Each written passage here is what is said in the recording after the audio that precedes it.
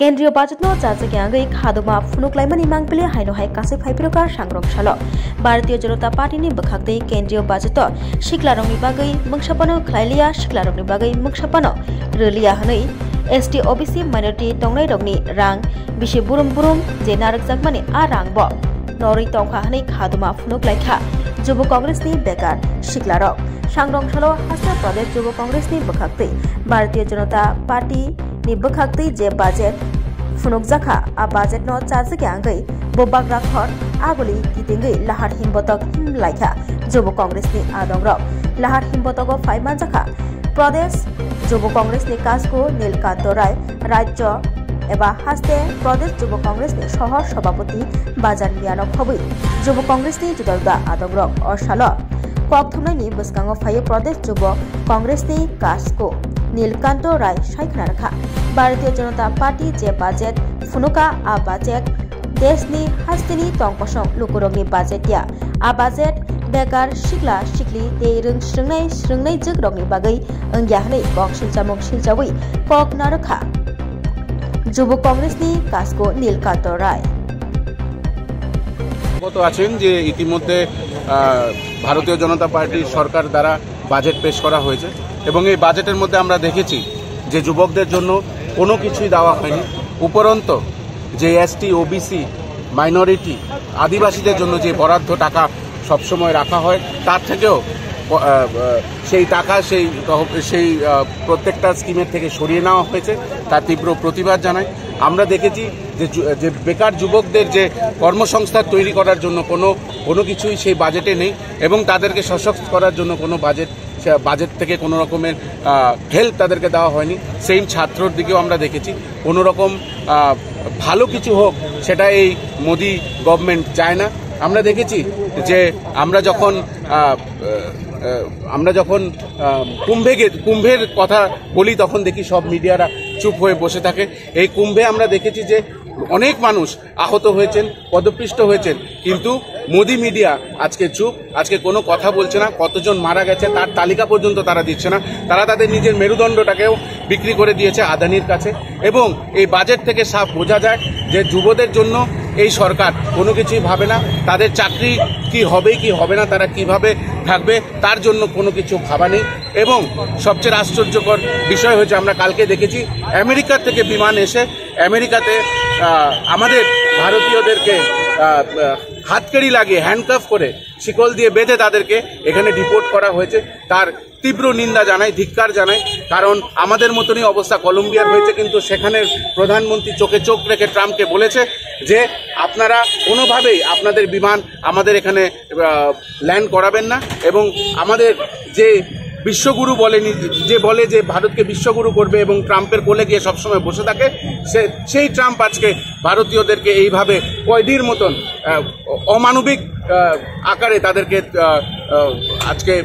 ইন্ডিয়াতে ডিপোর্ট করেছে তার তীব্র নিন্দা জানাই এবং এই সকল কিছু নিয়ে আমরা আজকে প্রতিবাদ জানাচ্ছি এই বাজেট হয়েছে যুব বিরোধী এই বাজেট হয়েছে জনবিরোধী এবং তা নিয়ে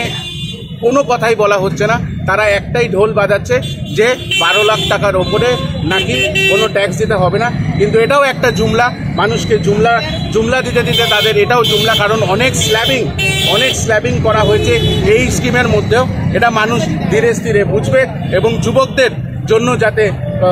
যাতে কল্যাণ না হয় এবং তারা যাতে নেশার দিকে আসক্ত হয়ে যায় তার জন্য যুবকদের জন্য কোনো রকম আশা নেই এই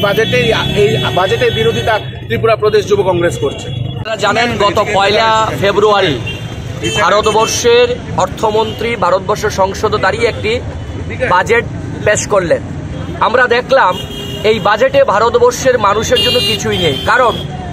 এই গত 11 বছর ধরে ভারতবর্ষের অর্থমন্ত্রী হিসেবে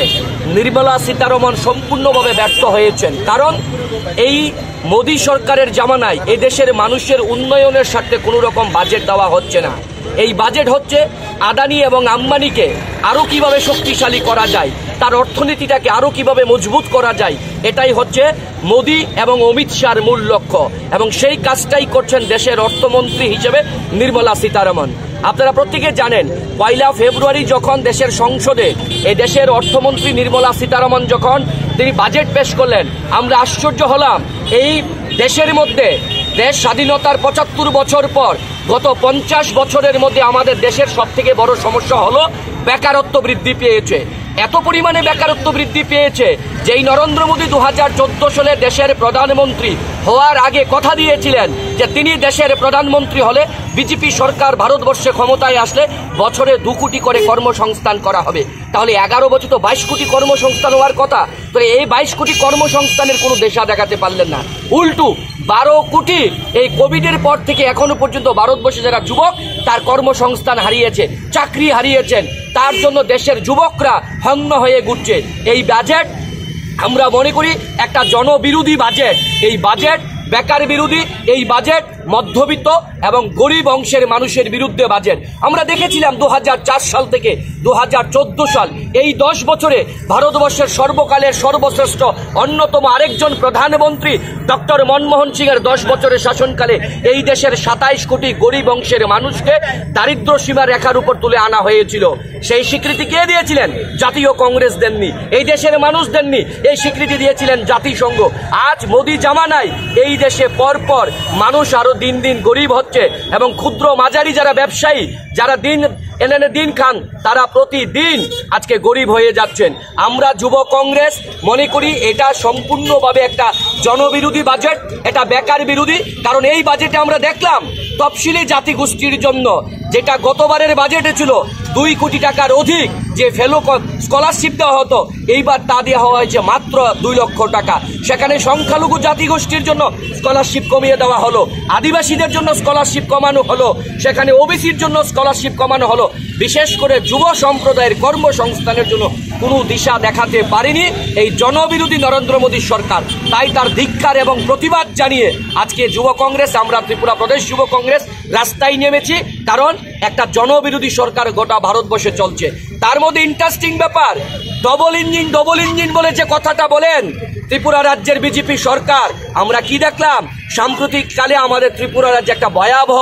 বন্যার সম্মুখীন আমরা হয়েছিলাম। যেই ডবল ইঞ্জিনের কথা বলে এই যে ত্রিপুরা রাজ্যের ভয়াবহ বন্যার কারণে এই রাজ্যের লক্ষ লক্ষ মানুষ আক্রান্ত হলেন, ক্ষতিগ্রস্ত হলেন, মৎস্যজীবী কৃষিজীবী থেকে শুরু করে সকলে ক্ষতিগ্রস্ত হলেন। তার জন্য আমাদের রাজ্যের জন্য কোনো স্পেশাল প্যাকেজ ঘোষণা করা হয়নি। তারও আমরা তীব্র নিন্দা এবং প্রতিবাদ জানাই। এই জন্যই আজকে আমরা রাস্তায় নেমেছি।